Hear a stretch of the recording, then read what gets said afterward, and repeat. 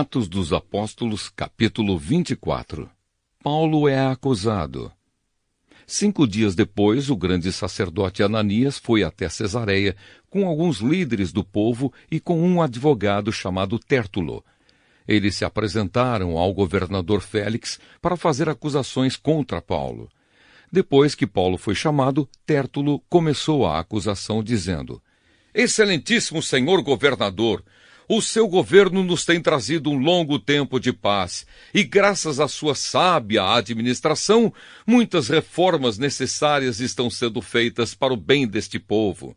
Somos muito agradecidos por tudo aquilo que temos recebido em todas as ocasiões e em todos os lugares. Mas não quero tomar muito do seu tempo, e por isso peço que tenha bondade de nos escutar apenas um pouco mais. Nós achamos, de fato, que este homem é uma peste. Ele provoca desordens entre os judeus do mundo inteiro e é também o líder do partido dos nazarenos. Além disso, tentou profanar o templo e então nós o prendemos. Nós íamos julgá-lo de acordo com a nossa lei, mas o comandante Lísias veio e o tirou de nós à força. Aí o próprio Lísias mandou que os acusadores viessem até aqui e fizessem a acusação diante do Senhor.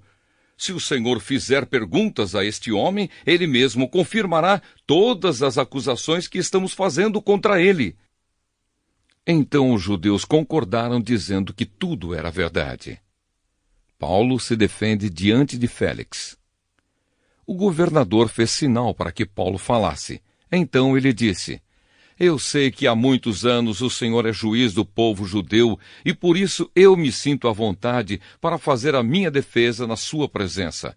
Como o Senhor mesmo pode comprovar, faz apenas 12 dias que fui a Jerusalém para adorar a Deus.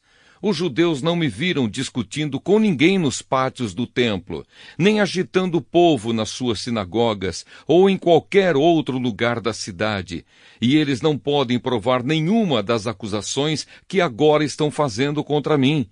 Porém, uma coisa confesso ao Senhor: eu sigo o caminho que os judeus dizem ser falso, mas é desse modo que sirvo ao Deus dos nossos antepassados.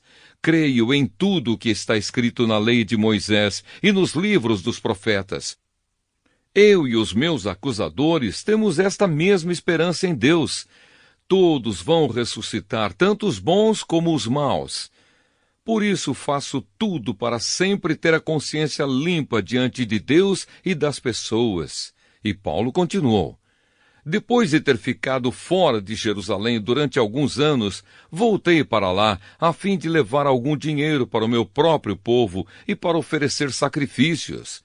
Quando estava fazendo isso, depois de eu ter acabado a cerimônia de purificação, alguns judeus me encontraram na área do templo.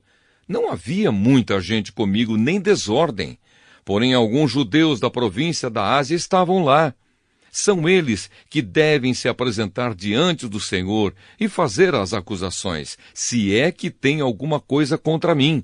Ou então que estes homens que estão aqui digam se quando eu estive diante do Conselho Superior, eles me acharam culpado de qualquer crime.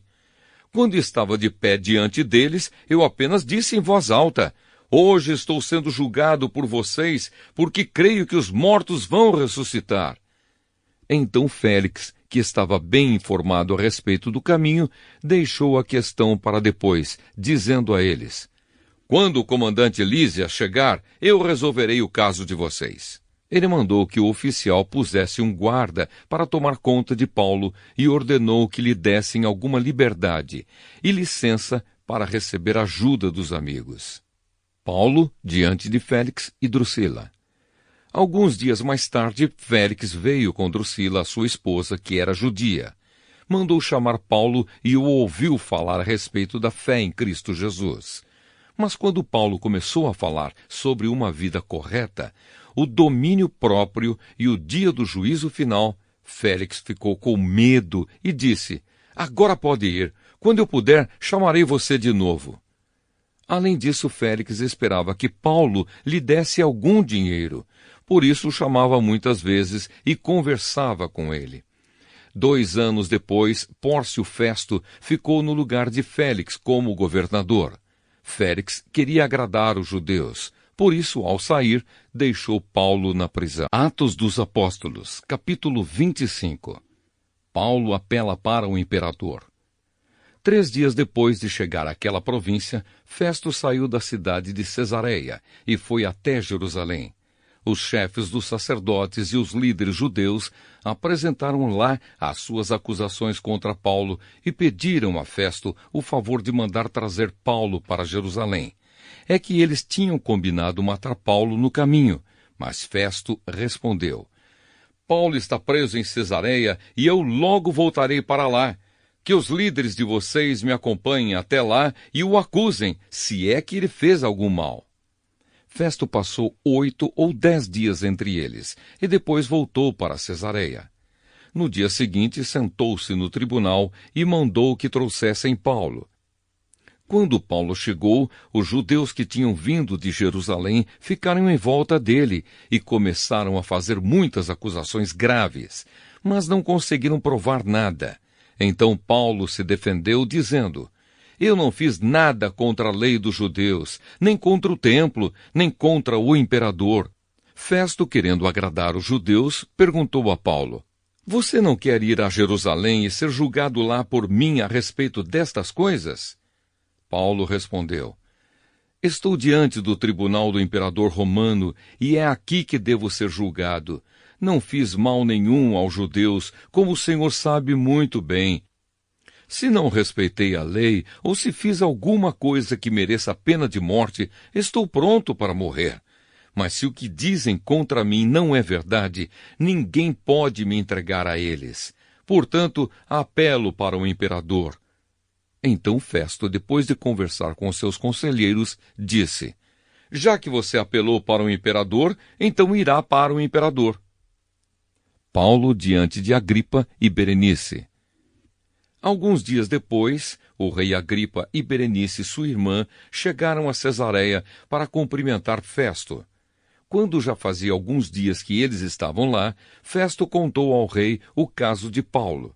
Ele disse: Está aqui um homem que Félix deixou como prisioneiro.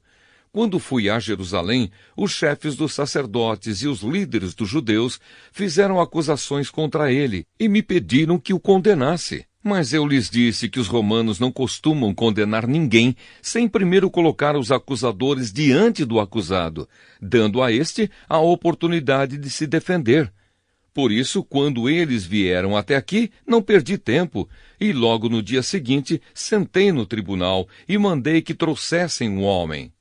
Os seus inimigos chegaram, mas não o acusaram de nenhum crime grave, como pensei que iam fazer. A única acusação que tinham contra ele era a respeito da própria religião deles, e também sobre um homem que já morreu, chamado Jesus. Paulo afirma que esse homem está vivo. Eu não sabia como conseguir informações sobre esse assunto. Por isso perguntei a Paulo se queria ir a Jerusalém para ser julgado lá a respeito dessas acusações. Mas Paulo apelou para o imperador e pediu para ficar preso até que o imperador resolvesse o seu caso.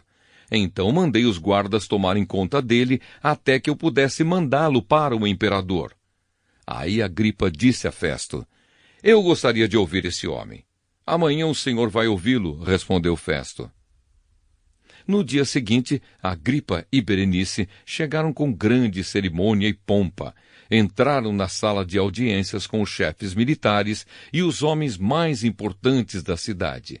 Festo mandou que trouxessem Paulo e disse: Rei Agripa e todos os que estão aqui, vejam este homem. É contra ele que todos os judeus, tanto daqui como de Jerusalém, estão fazendo acusações diante de mim. Eles insistem em dizer que este homem deve morrer, mas eu acho que ele não fez nada para ser condenado à morte. Como ele mesmo pediu para ser julgado pelo imperador, resolvi atendê-lo. Porém, até agora não sei bem o que escrever a respeito dele ao imperador. Então eu o trouxe aqui diante dos senhores, e especialmente do senhor, rei Agripa, a fim de lhe fazer perguntas. Assim, terei alguma coisa para escrever. Pois acho absurdo mandar um prisioneiro sem explicar claramente as acusações que existem contra ele.